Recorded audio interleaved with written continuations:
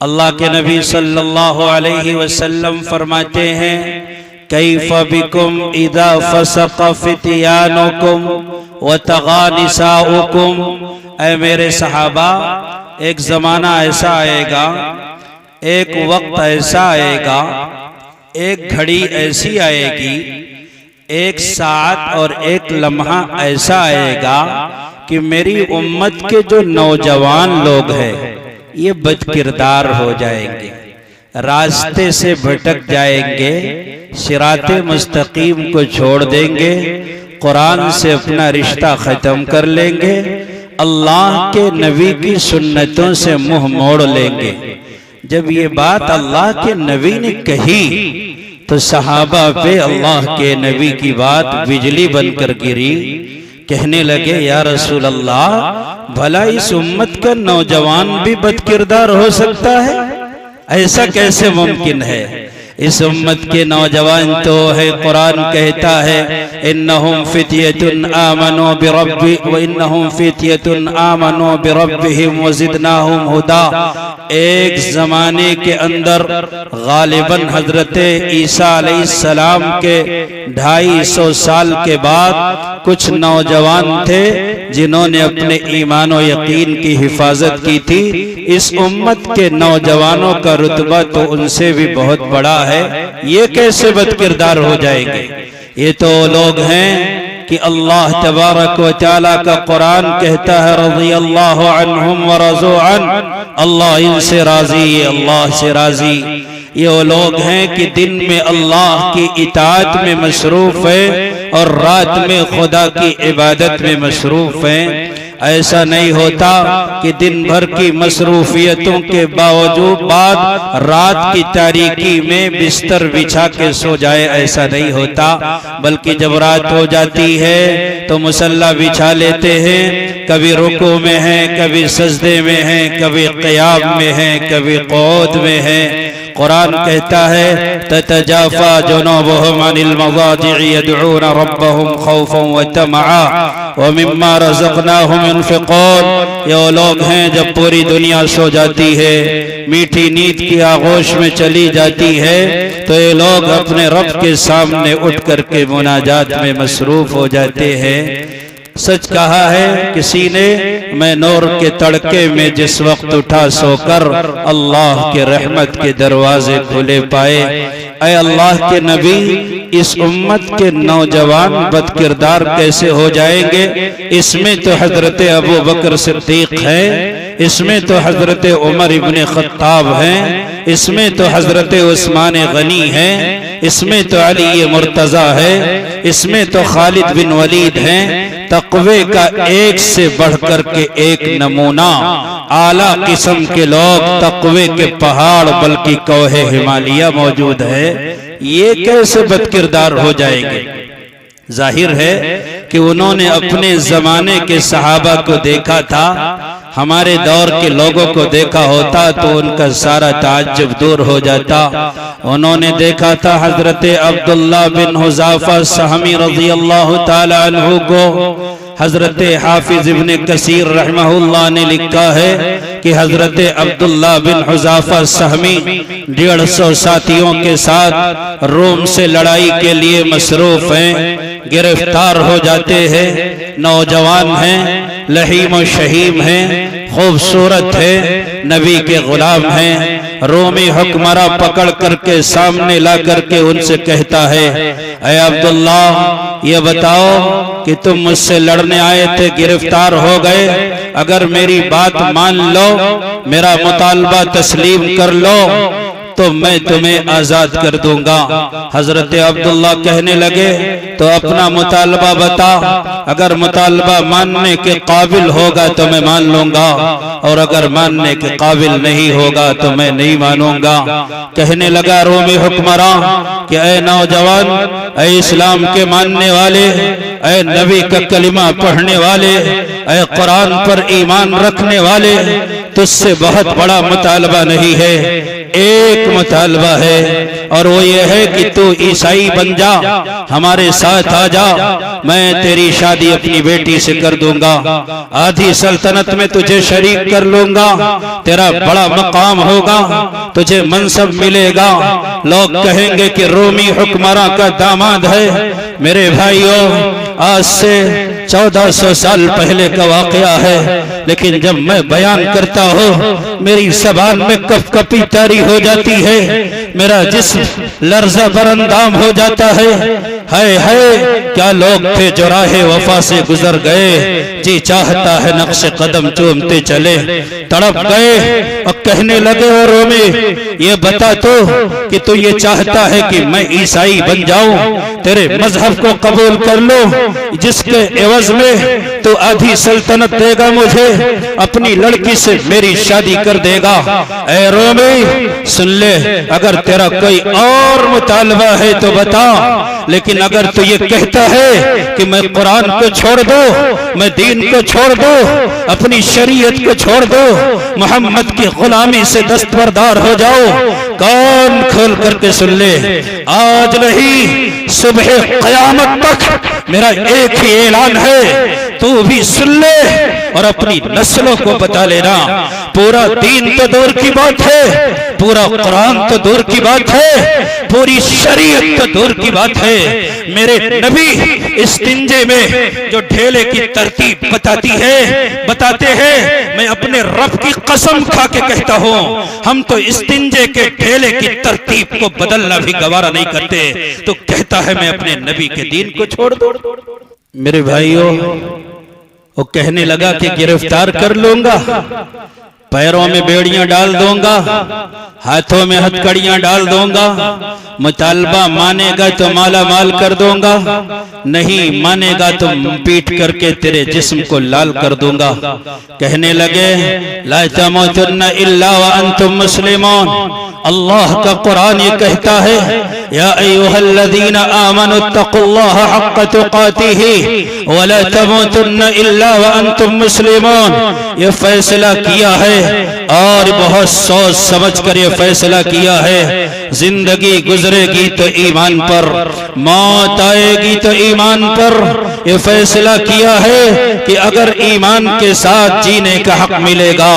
تو سر تسلیم خم ہے، اور اگر ایمان کے ساتھ زندگی سے محروم کر دی، ایمان کے ساتھ زندگی کا حق نہیں ملے گا،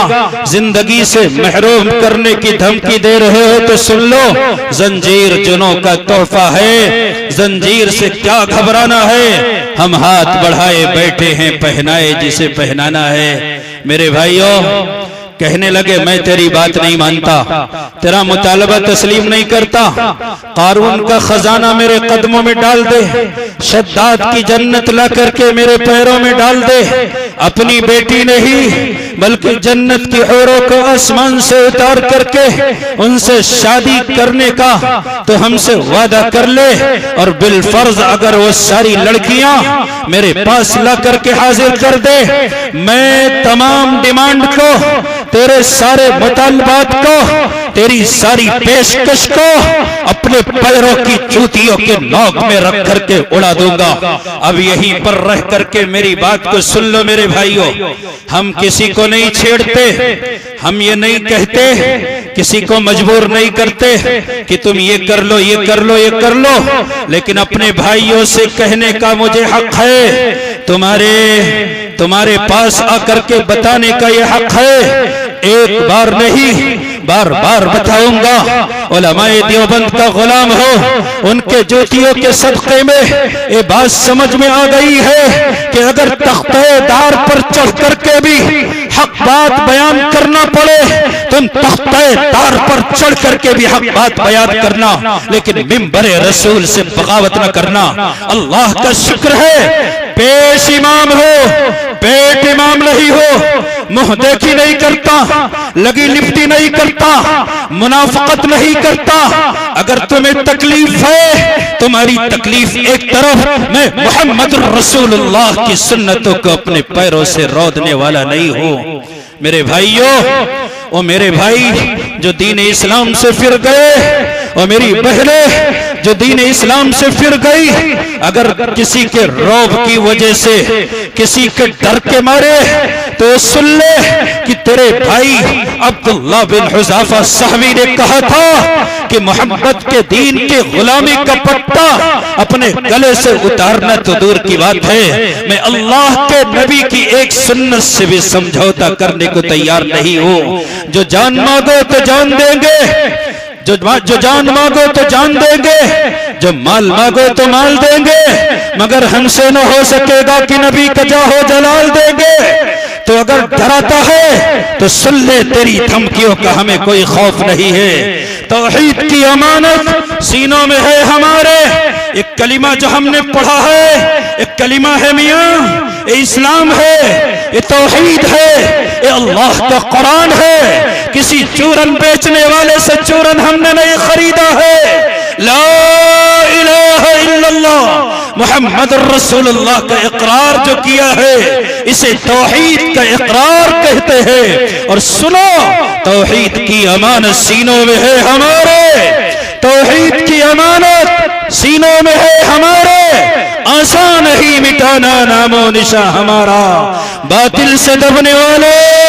اے آسمان ہی ہم 100 بار کر چکا ہے تو امتحان ہمارا۔ ہمارے ان بھائیوں کو بتاؤ کہ ہم ڈرنے والے نہیں ہیں۔ زندگی عارضی ہے، 10-20 سال کے بعد زندگی ختم ہو جائے گی۔ تم اگر کسی سے ڈر کر کے محمد کی غلامی کا پٹا اپنے گلے سے اتارو گے، بہت بڑی محرومی ہوگی۔ اے صبا جب چمن سے گزرے تو کہنا بلبل زار سے، سامنے ہے قضا کا دن نہ دل کو لگانا بہار سے۔ ہم تمہاری دھمکیوں سے خوف کھانے والے نہیں ہیں۔ اور سنو، ہماری وہ بہنیں جو گاڑیوں میں گھومنے کے چکر میں، بائک پر گھومنے کے چکر میں، شاپنگ کرنے کے چکر میں، پیسوں کے لالچ میں، کوٹھی بنگلوں کے لالچ میں، دنیاوی جاہ و جلال کے لالچ میں، انہوں نے اپنے گھروں کی عزت کو خیر بات کہہ کر کے، اسلام کی غلامی سے نکل کر کے، ایمان کی عظمت کا دوپٹہ اتار کر کے اگر ان کے ساتھ گئی ہے، تو ان بہنوں کو بھی میں کہتا ہوں، ہاتھ جوڑ کر کے کہتا ہوں کہ یہ زندگی عارضی ہے، ختم ہونے والی ہے۔ تم فاطمہ کا نام لینے والی ہو، تم رقیہ کا نام لینے والی ہو، تم زینب کا نام لینے والی ہو، تم صفیہ کا نام لینے والی ہو۔ ہاں وہی فاطمہ کی چکی پیس کر کے ہاتھ میں گھٹے پڑ گئے، چکی پیس کر کے کمر جھک گئی، چکی پیس کر کے چہرہ لال ہو گیا، لیکن اللہ کے نبی کا کلمہ تھامے رکھا، جان دے دی، لیکن ایمان دینا گوارا نہیں کیا۔ کیوں؟ انہیں اللہ کے قرآن کے بارے میں علم تھا۔ وَمَن يَرْتَدِدْ مِنْكُمْ عَنْ دِينِهِ فَيَمُتْ وَهُوَ كَافِرٌ فَأُولَئِكَ حَبِطَتْ أَعْمَالُهُمْ فِي الدُّنْيَا وَالْآخِرَةِ وَأُولَئِكَ أَصْحَابُ النَّارِ هُمْ فِيهَا خَالِدُونَ۔ جو مرتد ہو جائے، دین کو بیچ دے، اسلام کو اپنے گلے کا ہار بنانے کے بجائے اسلام کے پٹے کو اپنے گلے سے نکال دے، وجہ اس کی چاہے جو ہو، میں وجوہات پر بحث نہیں کرتا، لیکن اگر کوئی مرتد ہو جائے، اسلام سے پھر جائے، غیر کے پالے میں چلا جائے، اللہ کا قرآن یہ کہتا ہے کہ اس کے سارے اعمال بیکار ہو جائیں گے، اور حشر کے دن اسے گھسیٹ کر کے جہنم میں ڈال دیا جائے گا۔ 1-2 دن کے لیے نہیں، خالدین فیہا، قیامت میں جب جہنم میں ڈالا جائے گا، ہمیشہ کے لیے جہنم میں آدمی جلے گا۔ من یرتد منکم عن دینہ فسوف یأتی اللہ بقوم یحبهم ویحبونہ۔ اگر تم اسلام سے پھر کر کے مرتد ہو گئے، اللہ تعالیٰ کو تم سے کوئی تعلق نہیں ہوگا، تمہیں مٹا دے گا، ہلاک کر دے گا، تباہ و برباد کر دے گا، نیست و نابود کر دے گا، تمہارا قلع قمع کر دے گا، اور ایسی قوم کو پیدا کرے گا جو اللہ سے محبت کرتے ہوں گے اور اللہ بھی ان سے محبت کرتا ہوگا۔ بخاری کی روایت ہے، من بدل دینہ فاقتلوہ، جو اپنے دین کو بدل دے اللہ کی زمین پر زندگی کا حقدار نہیں ہے۔ دین سے فر کر کے اگر زندگی ہے تو اس زندگی کے بارے میں میرا صاف یہ کہنا ہے، یہی ہے زندگی تو زندگی سے خودکشی اچھی کہ انسان عالم انسانیت پہ بار ہو جائے، ایک ایسی شان پیدا کر کے باطل تھر تھرا اٹھے، نظر تلوار بن جائے، نفس جھنکار بن جائے۔ میرے بھائیوں، میں حضرت عبداللہ بن حذافہ سہمی رضی اللہ تعالی عنہ کا واقعہ بیان کر رہا تھا۔ ان کے سامنے پیتل کا کڑھاؤ، اس میں تیل ہے، روشن کیا گیا اور کہا گیا عبداللہ اسی تیل میں ڈال دیا جائے گا۔ کہنے لگے منظور ہے، اس تیل میں ڈال کر کے جلا دے، لیکن یہ کہتا ہے کہ محمد کی غلامی سے دستبردار ہو جاؤں تو نہیں ہو سکتا۔ گویا کہ یہ پیغام دیا۔ آخری یہ بات اس کڑی کی ہے، اس کے بعد میں دوسری بات کہتا ہوں۔ یہاں سے وہاں تک علماء بیٹھے ہیں، ان سے بھی کہتا ہوں، اور یہ حفاظ جو ان کے سینے میں قرآن پاک محفوظ ہو گیا، کل کو دین کے میدان میں اتریں گے، ترجمانی کریں گے، اسلام کی بات کریں گے، کفر سے لوہا لیں گے، شیطان کے دانت کھٹے کڑے کریں گے۔ ان کے سروں پر جو دستار فضیلت رکھی گئی ہے، اس چمچماتی ہوئی پگڑی کو معمولی نہ سمجھنا، یہ اللہ کے نبی کے وارث بن کر کے میدان میں آئیں گے، دنیا کو بتائیں گے کہ پیٹ پر پتھر باندھ لو لیکن اسلام اور ایمان سے کبھی بھی سودا نہ کرنا۔